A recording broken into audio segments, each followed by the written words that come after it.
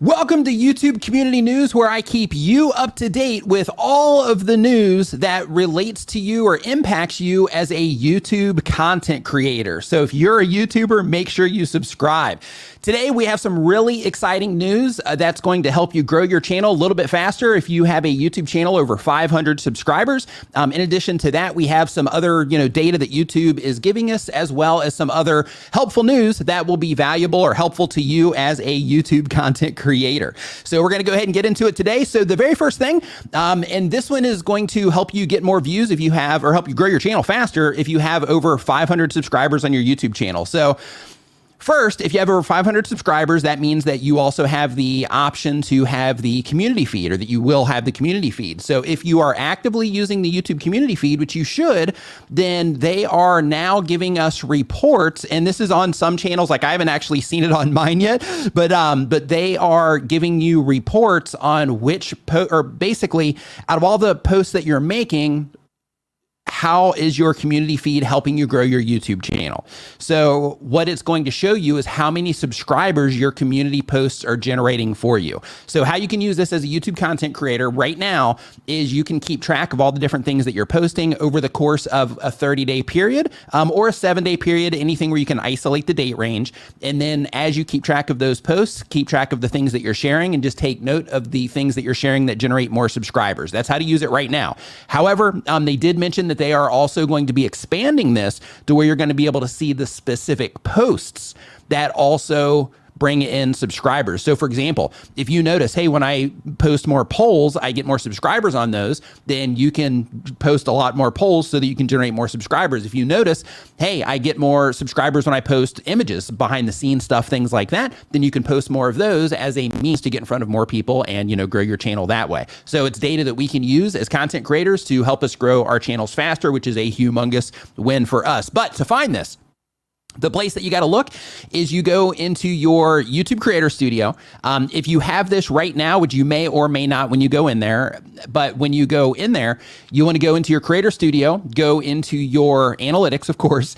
Once you're in your analytics, go into advanced mode and then click on subscription source. Once you click on that, then you are going to see the community feed option if it's showing it to you right now. If it's not showing it to you yet, then keep checking back in and it should show up on your channel soon. Like I said, it's not on my channel yet, but it will, be showing up for all of us here that have the community tab in the very near future. Now, in addition to that, YouTube is also making updates to the video editor. Now, this particular update isn't, this isn't like a huge game-changing update. We've got, more stuff that we're going to be talking about here in a second, but I do want to let you know, just in case you are one of the content creators that do go in and use the editor. So for example, if you're making video content, you might only use this if you're making a mistake of some kind, like you added too much to the beginning of your video, or maybe there's a section you want to cut out of your video that you didn't like or something like that. Then in that case, you can use this to edit the videos that you already have on YouTube. But that part has been around forever.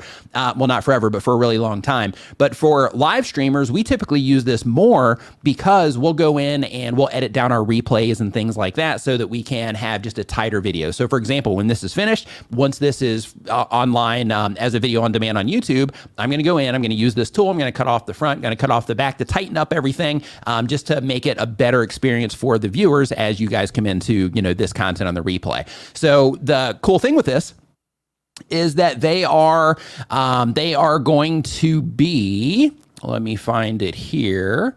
Okay, so with this one, what they're doing is they are adding a option to cut for better precision. It's a new cut feature that you can use for better precision. They're color coding the edges of the trim and cut feature. So it's a way to, differentiate it from the other one. And they are making the edges of the trim and cut feature bigger so that they're easier to grab. So that one's not too exciting, but I'm sharing the news that impacts you as a creator, so therefore I wanted to let you know about it.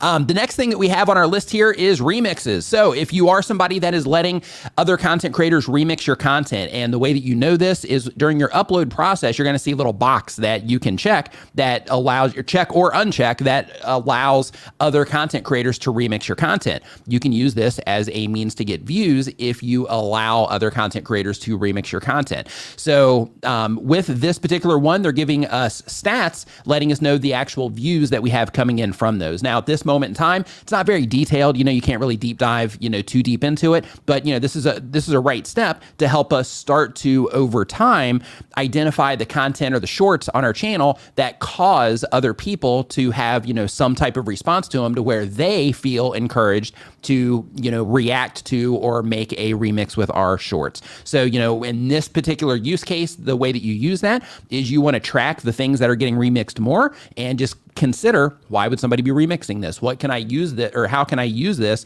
to, help other people bring more attention to me and what it is that I'm doing? And also, it's a great identifier of the impact that you're making with the people that are, interacting with your videos as well.